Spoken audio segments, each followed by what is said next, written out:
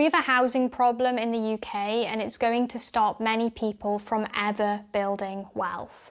Because whether you rent or buy, picking the wrong path could cost you millions. So let's unpick the problem and solutions so that you can choose the best path forward. The cost of housing in the UK has become astronomical, with only the top 10% of households in England being able to afford the typical house. This figure is the top 30% of households for Wales, 40% in Scotland. Only in Northern Ireland could the average household afford the average home. Another shocking thing is the proportion of household expenditure that goes on housing. As a basic need, individuals with mortgages are paying up to 61% of their income on a monthly basis towards mortgage and maintenance. Renting privately sets you back a whopping 36%. Both of these numbers are terribly high and also terribly above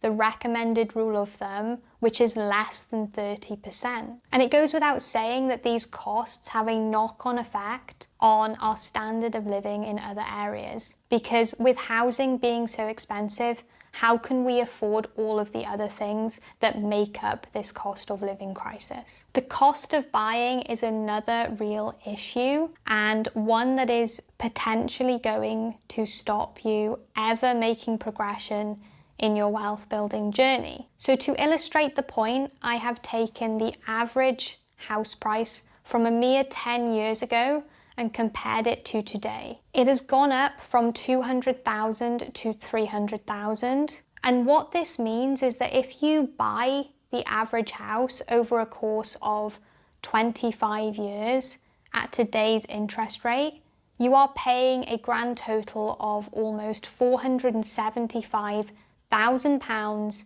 as opposed to more like 250,000. That is a huge hike in price, and it also means a big impact on your monthly mortgage payments. The final piece to this problem puzzle is the opportunity cost, or in other words, just what you are missing out on in potential returns if you were able to use that money to build you more wealth. Specifically, if you took that same money that you used to buy the average house over a 25-year span and elected to invest it in the stock market, you could be left with a pot of between 1.5 and 2.5 million pounds. I am not a financial advisor, and this is purely for education and entertainment purposes. But what I have started to do as an individual and over the past few years is to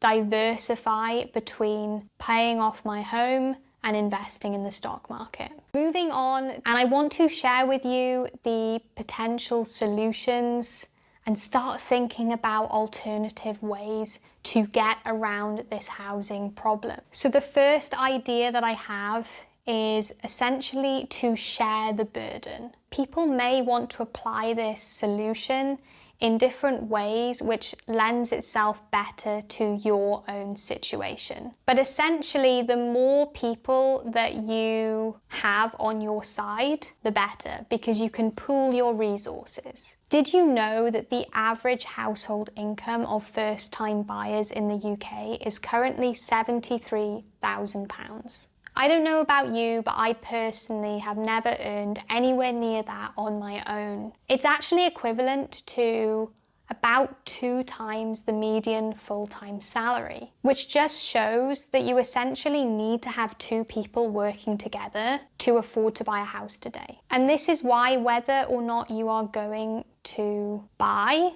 having somebody with you on that journey, whether it be a life partner, a friend, a family member, or you could just be renting and go for a house share, that is one of the ways in which you can bring your housing expenses down proportionally. I've seen quite a few inspiring stories by different people taking their own unique approach to this. And one that I am showing here is about a lady who moved to Ireland with her parents, and they bought a house together and they are enjoying being closer to one another. Then there is this man who decided to build an annex in his parents' garden. And if you're interested, do check this video out, because what he has managed to achieve in a small space is, in my opinion, really inspiring. But as the comments from these videos show, it is becoming more and more commonplace in the UK.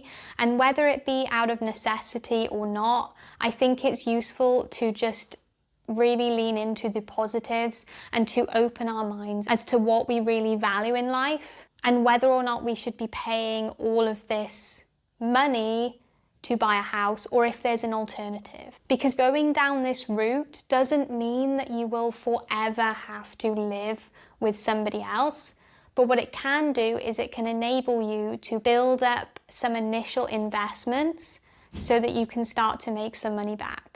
And then maybe in the future there is another stepping stone. This leads me nicely onto my next solution, which is all about setting your own terms. And what I have seen recently in the media with banks and government is that they seem to be wanting to make mortgages more accessible for people. But the unfortunate side effect of this is that sometimes you get short-term gain in exchange for long-term pain. Because if you let people buy or borrow the maximum that they can afford, then they are inevitably tied in to mortgage repayments over a longer duration, and they end up paying more in interest. Do not just ask, how much can I afford? Actually run the numbers and see how you feel.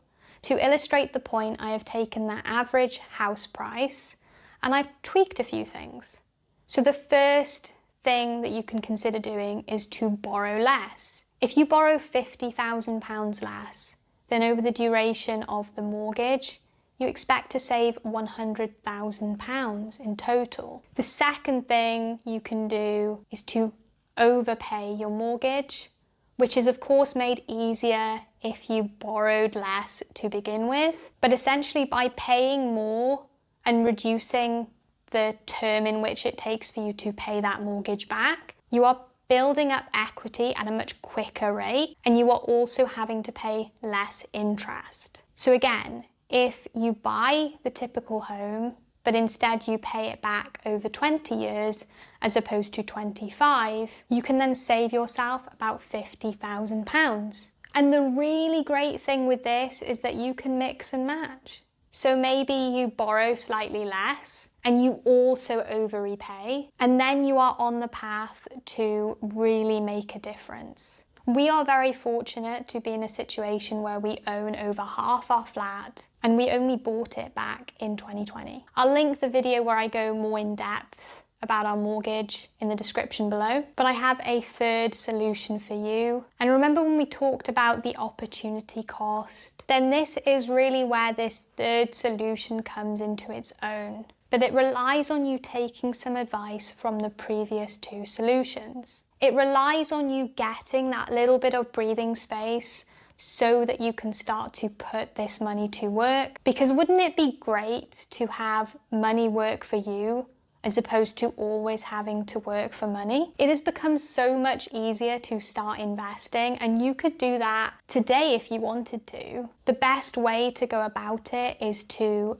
initially make sure that you have enough of an emergency fund put aside. But then beyond that, you are totally free to invest. And while I'm not a financial advisor, again, I do think that globally diversified funds are the way to go. But typically you would download an app on your phone, make an account.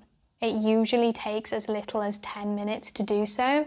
And then you can just set that recurring payment and let that money do the work for you. There are just so many potential ways in which you can benefit from this approach, but I've got one video here which will tell you why everything changes after your first 10K, and another video here which tells you why financial freedom starts at 100K. So take your pick, and I'll see you in the next video.